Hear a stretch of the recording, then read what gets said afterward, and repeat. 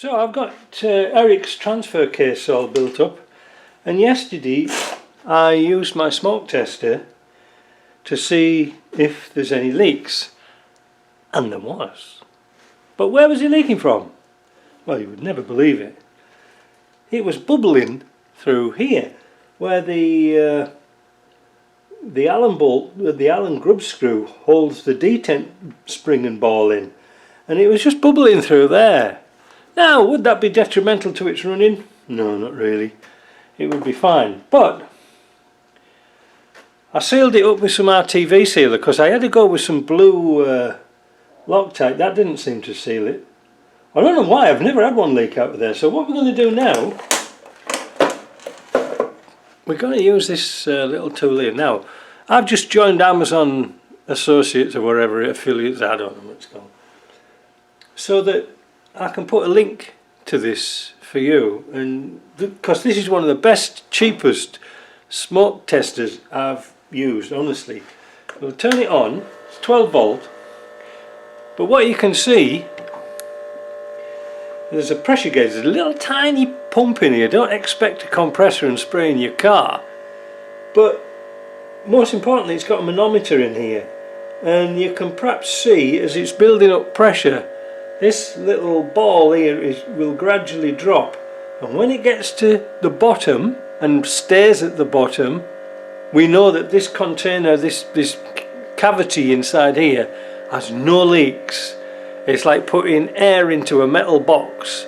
You can compress it, but you can't put any more in than this compressor will do, so it'll balance itself out.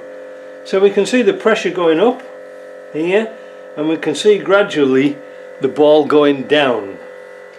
Let's leave it for a little while and see how it goes, because like I said, this is a phenomenally small little electric compressor, but I really like it because it's dinky and it's smoke. Now that was the problem the other day. The hole coming out of here, the little air leak out of here, was so small there was no smoke. The only way I could find it was because this manometer here wasn't going down, it was staying at about 1. So I got my little squirty thing with some soapy water in and went round the box, and that's where it was leaking. Would it have leaked oil? No. No. It's just me being a bit pedantic. You see how it just dropped there? Well, I need to put this on a level surface because the ball's slipping down on an angle. Let's come back to this in a minute. Well, would you believe it? It is still leaking, look. Can you see it? I just put some soapy water on. And maybe you can see on the machine down here, it's only getting to around about 2. It's got, how much pressure's in it? 8 pound pressure. Well, it's kind of a lot for a little thing like that, but it is still leaking out of there. Isn't that amazing? I've never seen that. It's not leaking from anywhere else. I could actually hear it leaking, so I used my stethoscope at the beginning with a little funnely bit like that, and I could hear it coming through here. Right, well that's no good. There's no point putting that on. I'll take it out and I'll reseal it again. So what is the problem with this grub screw here? The thing is, you can't tighten it down too much, otherwise your diff lock won't work. See how it's working there, in and out? Watch what happens when I turn this grub screw down till it goes onto its shoulder. Well, you'll have to believe me, I know you can't see it. So I've turned that right down till it goes on its shoulder. No diff lock, it's solid. So what's going to be the solution for that? Well, I've got an idea. Let's take this out. I don't know why, I've never seen that before. Are the threads buggered? I'm not sure. I've never seen them leak. So what's going to be our solution? You see, this grub screw doesn't seal here. It just seals flush here.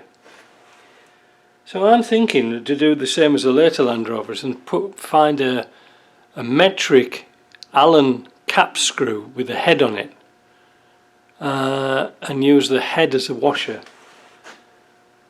That's the only thing I can do.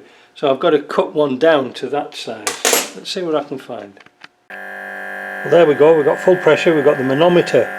The little ball is sat right down at the bottom, which is good. The gauge is on £16, which is very, very good, because considering it's only supposed to go to 12. See, it's having a bit of a wobbly now. No leaks at all. If there was a leak, this would be up here. So we're quite satisfied with that. I ended up putting a bolt in there. This was M10, and I put a copper washer underneath it. I just could not get that to seal. But the diff lock now works perfectly, so we haven't got a problem with that.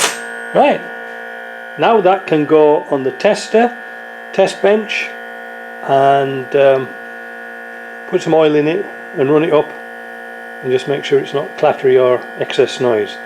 And I know you wanted me to see me pull this hose off, don't you? Well, here we go. This hose is rock hard. There you go, like a balloon. You see the manometer jumped up there? There we go. So that's good.